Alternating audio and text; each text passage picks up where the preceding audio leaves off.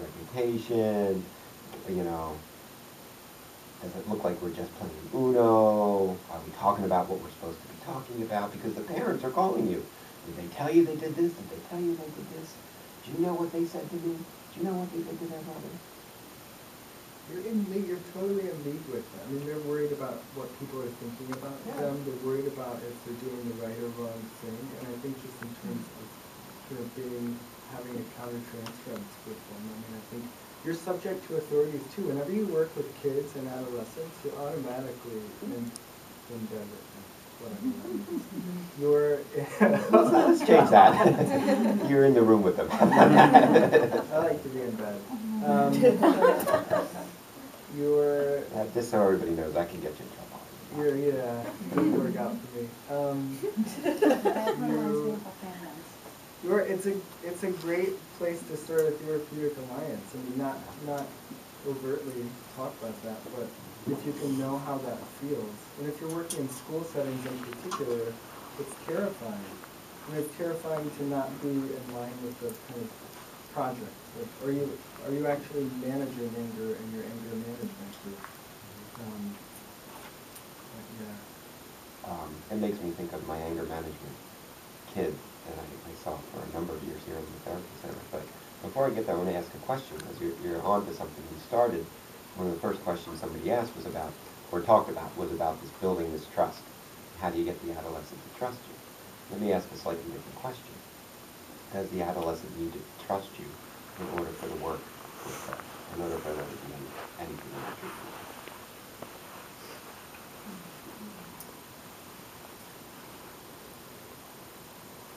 I assume he doesn't have to like you.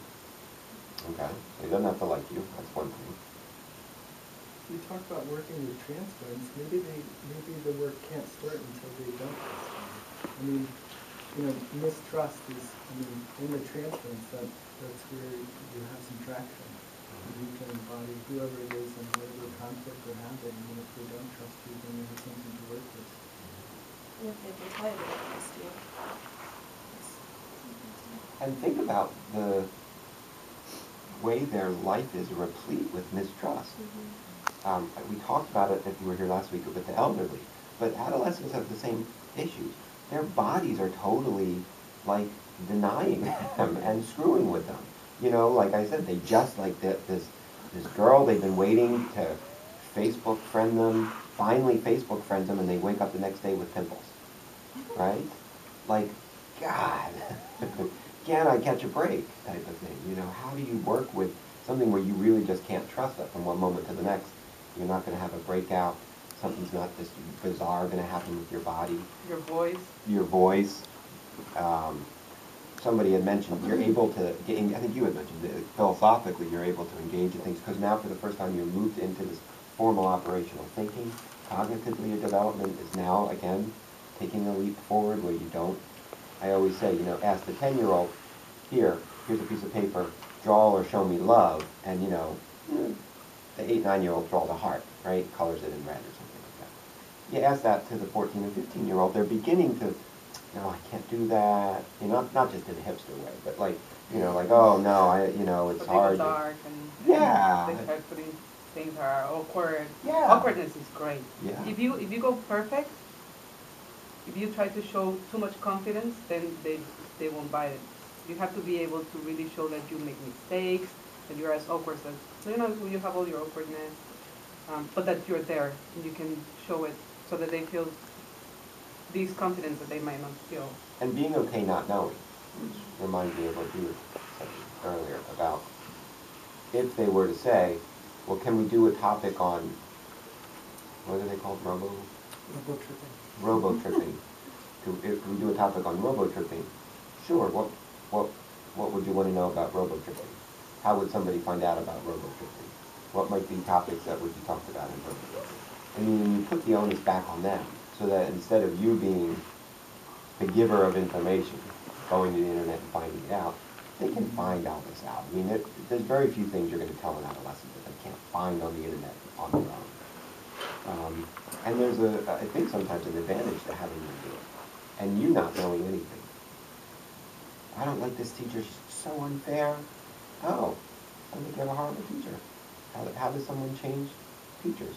Well, I don't know. Can't you just talk to the principal and tell them that it's making me depressed and I need a better teacher? And how would I say that? What if the principal says no? What should I do? I mean, instead of going into the action of doing all these things, just talking about what the process is.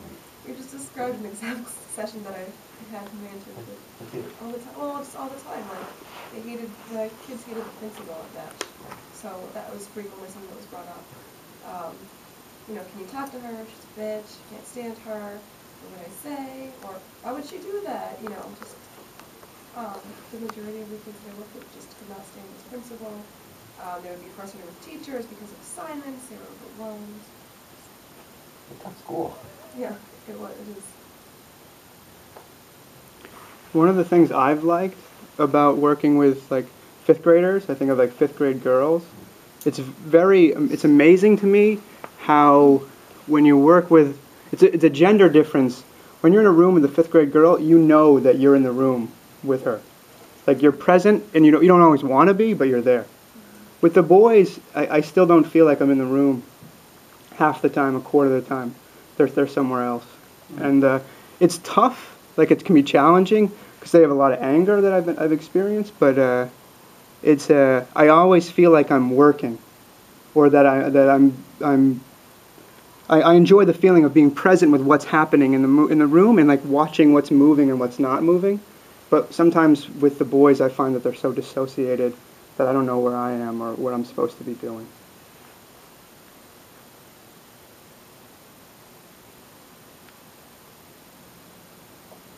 It's like I notice, like, because I work with kids from 5 to 15, so I'm kind of curious about when do we begin to appreciate the subjectivity of another person, and like how does that happen? And it seems obviously, if you're going to look at the course of a treatment, obviously you're going to say somebody's doing better developmentally when they are able to integrate the subjectivity of another, and for some people it doesn't happen ever, right? So as you're watching these kids, I'm sort of always session with different kids during the day.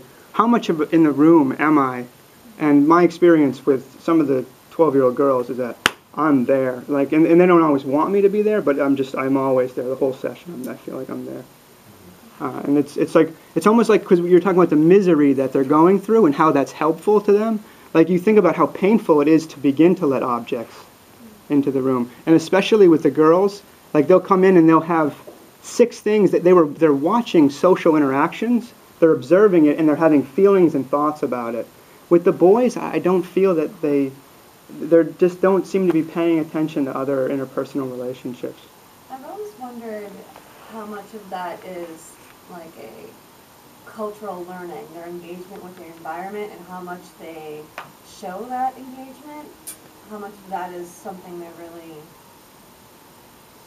nurtured into acting out. Because I've learned, I think in some experiences, the more you engage the individual, the more you might hear some of that internal life that you may hear with women as well. But the sort of exhibition of them in an environment is, as you see, it's like different. But how much of that comes from, or where does that come from, I guess is the question.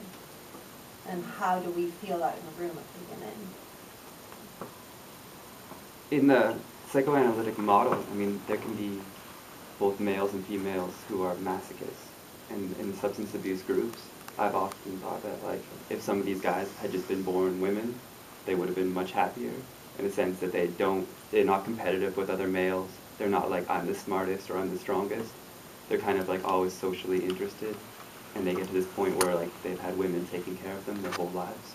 Just find some other woman who's doing drugs. She pays the bills, she pays like the rent, and they kind of hang out there. But again, if substance abusers in this way are still adolescents or like pre-genital, you know, and they can be like adolescents, like a lot of them have a lot of imagination and creativity and just like no follow through, like zero. Like at the program I'm at, they're often taking this stance that, you know, some clients told me that so-and-so is doing drugs, so I'm going to keep on questioning her, like, why are you in your room? Is it because you're high? You know, I hear that, they kind of make up stories. And they're doing it, and I know they want to keep the population safe, but a lot of these people are kind of like, she doesn't have faith in me anymore, the staff doesn't believe in me, and they can't believe in themselves because of that. And I think that that kind of attitude is like drive-based, character-based, constitutional in a person, and not like something societal-based, you know? And at least that's my experience with both the males and females. I don't know, but I think, what do you think? You have a point, because I'm thinking back now, and in the sessions I had with males, it was more like, I did this, and I. And with females, it's more relational. So-and-so said this, and then I felt this way. I mean, there was more of a relational context versus just about the self. So there's something to what you're saying. I hear in some of what you're saying too, something that we mentioned and needs to constantly be remembered, which is developmentally, when you're working with the 19 to 34-year-old, there is going to be the young adult somewhere in there. Some immature parts that maybe aren't fully young adult, definitely. There's going to be some pieces of adolescence that are in there.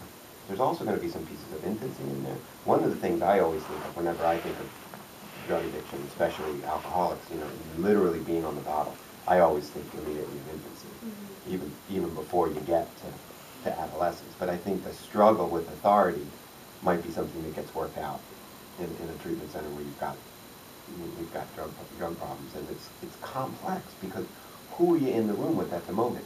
Are you going to make an intervention to the young adult, or are you making an intervention